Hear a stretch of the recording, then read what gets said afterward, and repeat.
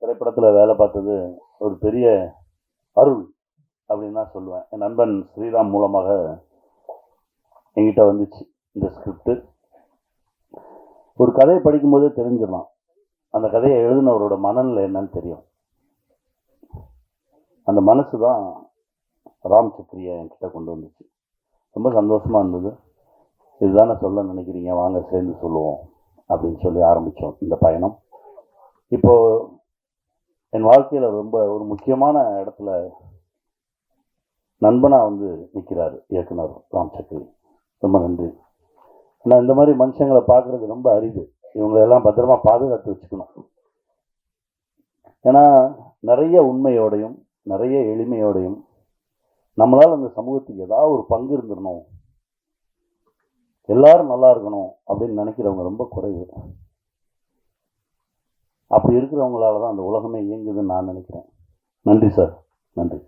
வாழ்க. இந்த படத்தில் என்னோட நடித்த எல்லாருமே, ஏன்னா அவர் வந்து எப்படின்னா, எனக்கு அவருக்கு எப்படி சிங்க் ஆச்சு நான் நினைக்கிறேன் அப்படின்னா, நான் எதையுமே யோசிக்கவே மாட்டேன். நான் டக்குன்னு முன்னாடி கால் எடுத்து வச்சிருவேன். ஆனால் அவர் நிறைய யோசிப்பார். எனக்கு அவர் அப்படியே ஆப்போசிட். அவர் இந்த படத்தில் ஒருத்தர் செலக்ட் பண்ணியிருக்காங்க அப்படின்னா அவ்வளவு ஆழமாக யோசித்து அதுக்கு ஒரு 4 ஆப்ஷன் பார்த்து அதில் ஒரு ஆப்ஷனை கண்டுபிடிச்சி ரொம்ப க்ளீனாக கொண்டு வந்து நிறுத்தியிருப்பார். அதனால தான் இந்த படத்தில் அவ்வளோ பேரும் அவ்வளோ அழகாக நடிச்சிருந்தாங்க. எல்லோருக்கும் என்னுடைய மனமார்ந்த நன்றி, வாழ்த்துக்கள். கோதண்டம் சார், நீங்கள் சொன்னது முதல்ல புரிஞ்சது. அப்புறம் எதையோ ஆண்களை தூக்கிட்டு பெண்களை குறைச்சிட்டோம்ன்ற பதட்டத்தில் வேற ஒன்று சொல்லி மொத்தத்தையும் எனக்கு என்ன சொன்னீங்கன்னு உங்கள் கடைசி சரி ஏதோ சொல்லியாச்சு. ஆனால் அவங்க மனசு புரிஞ்சுது. வாழ்த்துக்கள். எல்லோருக்கும் என்னுடைய மனமார்ந்த நன்றி. என் தம்பி கேமராமேன் ஒருத்தர் நமக்கு ரொம்ப பிடிச்சாதான் அவங்கள பார்த்து சத்தம் போடுவோம். முதல் நாளோ 2வது நாளோ சத்தம் போட்டேன். நான் மனசு கேட்கல.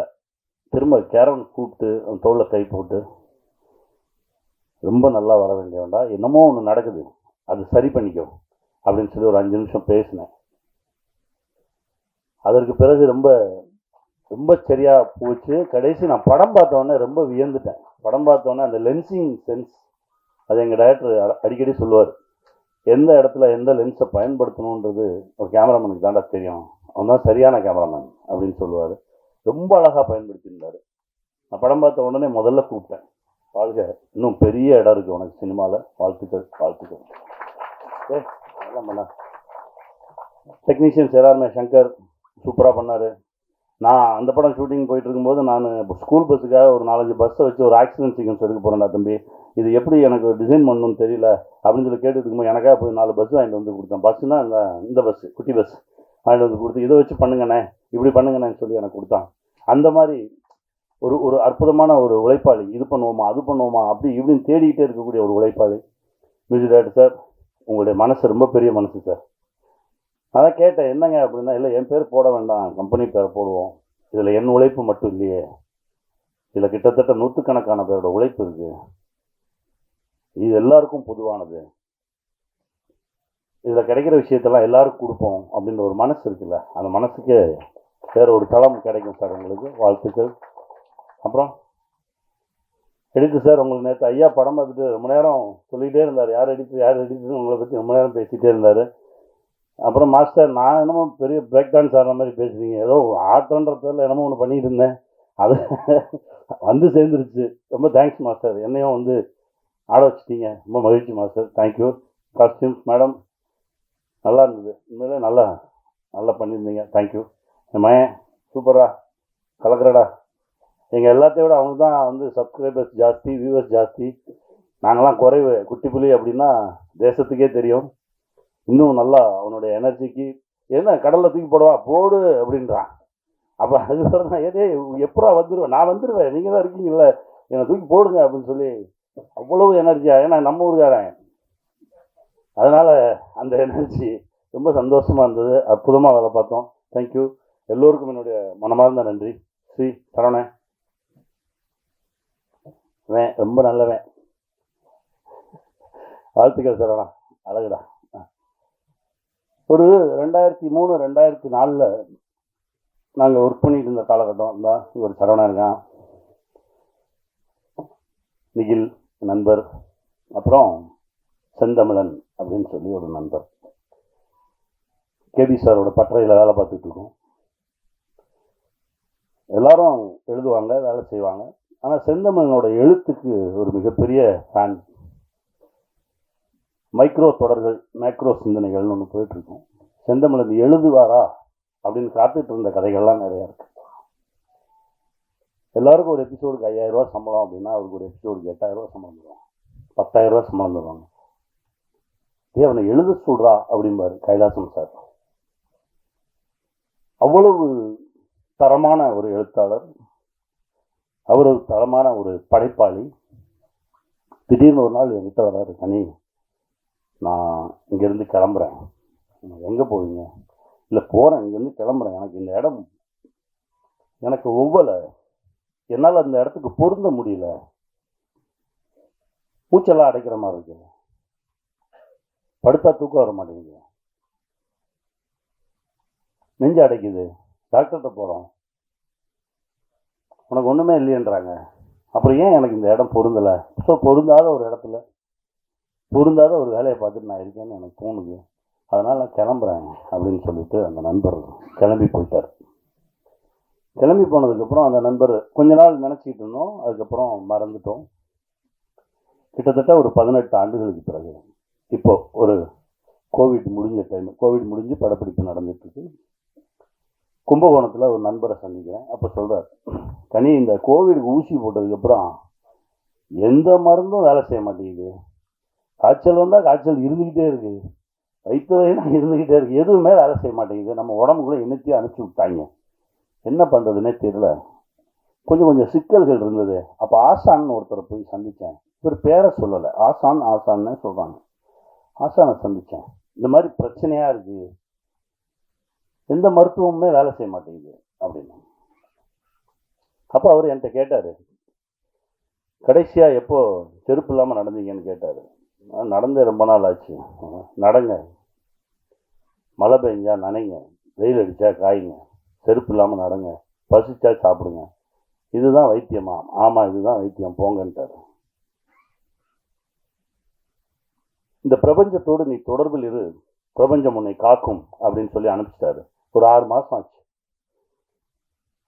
நான் அதை தொடர்ந்து செய்கிறேன். ஒரு 6 மாதம் கழித்து பார்த்தா என் உடம்புல இந்த பிரச்சனைகள்லாம் கொஞ்சம் கொஞ்சமாக குறைய ஆரம்பிச்சுது. அதுலேருந்து நான் அவரை அடிக்கடி பார்க்க ஆரம்பிக்கிறேன், பேச ஆரம்பிக்கிறேன். அவரோடு இருந்தாலே எனக்கு ரொம்ப பாதுகாப்பாக இருக்க மாதிரி இருக்கு. எனக்கு ரொம்ப ஆச்சரியமாக இருந்தது. நான் உடனே அவரை பார்க்கணும், ஏன்னா நாளைக்கு எனக்கு படப்பிடிப்பு முடியுது, நான் இங்கேருந்து கிளம்பி போகும்போது எப்படியும் தஞ்சாவூர் வழியாக தானே போகணும், நான் அவரை பார்க்கணும். நீங்கள் கேளுங்க, அவர் எங்கிட்ட சொன்னது நைட்டு ஒரு 9:45 10 மணி. நீ கேளுங்க, நான் நாளைக்கு கிளம்பி போகும்போது பார்த்துட்டு போயிடுறேன். இல்லை இப்போல்லாம் ஃபோன் பண்ண முடியாது, அவரோட நான் நேரடியாலாம் தொடர்பு கொள்ள முடியாது, அங்கே யாராவது இருப்பாங்க, அவங்ககிட்ட தான் பேசணும், நான் காலையில் பேசிட்டு சொல்கிறேன். காலையில் 6 மணிக்கு அவரை எனக்கு அடிக்கிறாரு. அவர் உங்கள் ஃப்ரெண்டாம்பா அப்படின்னாரு. ஏன் ஃப்ரெண்டா, என்ன சொல்கிறீங்க அப்படின்னு. இல்லை உங்களை வரும்போது வந்து பார்த்துட்டு போக சொன்னார், அப்போவும் பேர சொல்லலை. எனக்கு யார் நம்ம நண்பர் யார் அப்படின்னு சொல்லிட்டு நான் கிளம்பி போனால் என் நண்பனை பார்க்குறேன். 18 வருஷம் கழிச்சு முதல் வார்த்தை, என்னை பார்க்க வர்றதுக்கு இவ்வளோ நாள் ஆச்சா உனக்கு அப்படின்னு. போகும்போது ஃபுல்லாக பொட்டக்காடாக இருக்குது, கருவேல முள்ளுமா பொட்டக்காடுமா இருக்குது. ஆனால் ஒரு 7-8 ஏக்கர் மட்டும் ஒரு வனமாக இருக்குது. அங்கே எல்லா பறவைகளும் இருக்குது, எல்லா விலங்குகளும் இருக்குது, ஆடு மாடு இருக்குது, கோழி இருக்குது, அற்புதமான மனுஷங்க இருக்காங்க. என் நண்பன் அப்படியே கட்டி தழுவிட்டு கொஞ்ச நேரம் நின்று, என்ன அது, என்ன பண்ணிக்கிட்டு இருக்கீங்க அப்படின்னா, அதுக்கப்புறம் தான் எனக்கு பல விஷயங்கள் தெரிய வருது. கிட்டத்தட்ட ஒரு 62 புத்தகங்கள் எழுதியிருக்கிறாரு.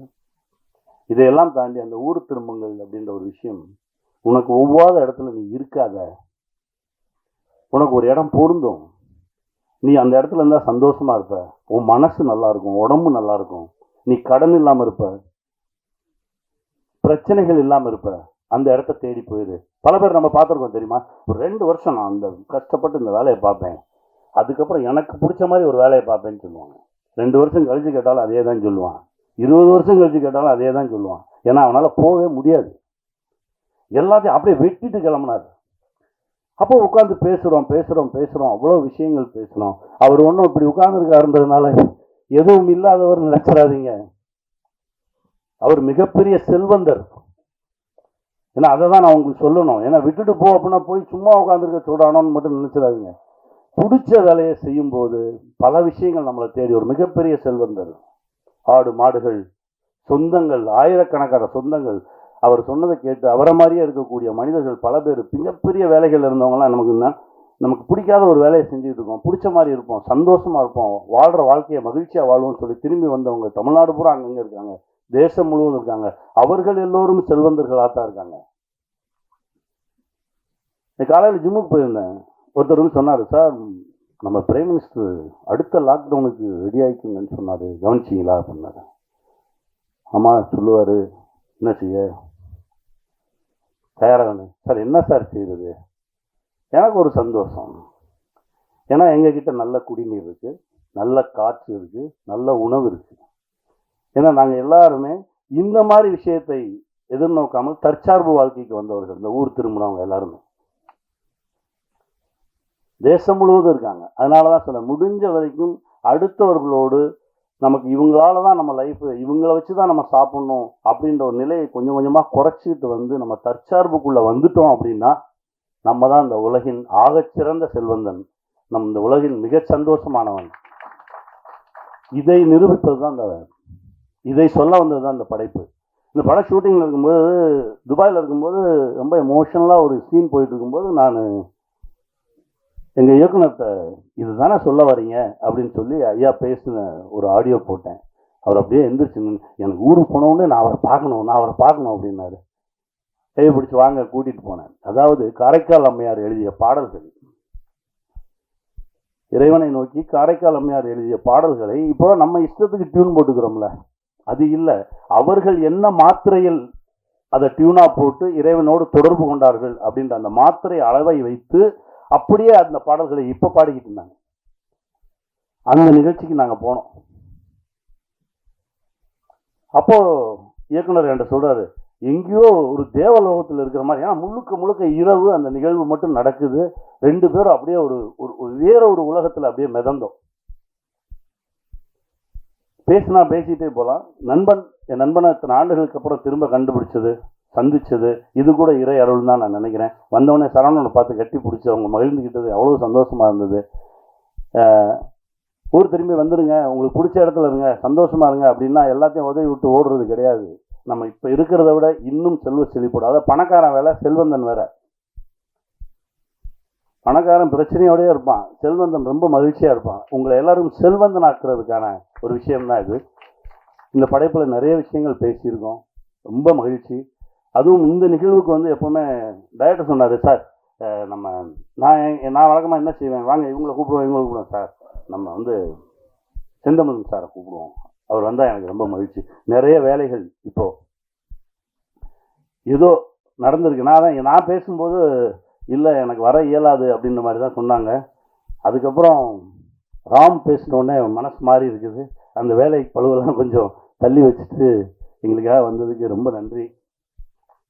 உங்களுடைய மனசு தான் அது, ரொம்ப சந்தோஷமாக இருக்குது. நேற்று நீங்கள் படம் பார்த்துட்டு அந்த படத்தில் இருக்க அவ்வளோ விஷயங்கள் பேசுனீங்க, ரொம்ப சந்தோஷமாக இருந்தது. உங்களுக்குள்ளே இருந்த அந்த இயக்குனரும் அந்த தொழில்நுட்ப கலைஞன் திரும்ப வந்தான், எனக்கு அவ்வளோ சந்தோஷம். கார்மேனி செல்வம் திரைப்படம் பாருங்கள். இந்த மாதிரி படைப்புகள் ரொம்ப அரிதாக தான் வரும். இது வெறும் திரைப்படம் இல்லை. நாங்கள் இல்லாமல் போகலாம், ஆனால் அந்த படைப்பு இருக்கும், பேசிக்கிட்டே இருக்கும் உங்களோட. நிறைய சுமையை தூக்காதீங்க. இஎம்ஐன்ற பேரில் நிறைய சுமையை தூக்கணும்னா நம்ம நடக்கக்கூட முடியாது. அந்த சுமையை கொஞ்சம் கொஞ்சமாக இறக்கி விட்டுட்டு கைவீசி நடங்க, மகிழ்ச்சியாக இருங்க. வாழ்வோம், வெல்வோம்.